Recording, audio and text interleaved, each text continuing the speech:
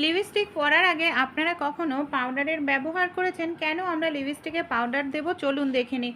আমরা কম বেশি প্রত্যেকেই মহিলারা লিপস্টিক পরে থাকি কোথাও যাওয়ার আগে, ঘুরতে যাওয়ার আগে। অনেক সময় দেখা যায় আমাদের বাড়িতে যে লিপস্টিক সেটা হলো একেবারে অয়েলি।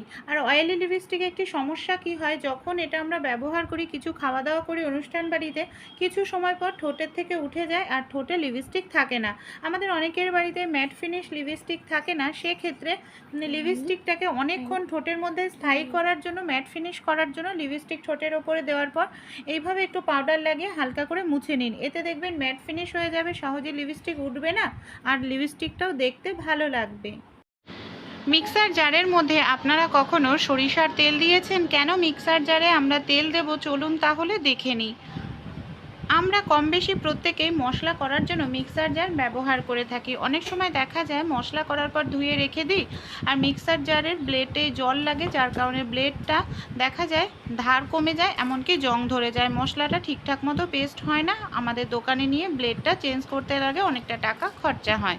তাই আমরা যখন মশলা করব তারপর জল দিয়ে ধোয়ার পর সামান্য পরিমাণ যদি একটু সরিষার তেল ব্লেডের মধ্যে দিয়ে খুব ভালো করে একটু লাগিয়ে রাখতে পারি, তাহলে কি হবে, ব্লেডটায় জং ধরবে না, এমনকি ব্লেডের ধারও ঠিক থাকবে, ব্লেডটা ঠিকঠাক মতো ঘুরবে, আটকে ধরবে না। এতে আমাদের একটি মিক্সার জার অনেক দিন ব্যবহার করতে পারবো। ভালো লাগলে অ্যাপ্লাই করে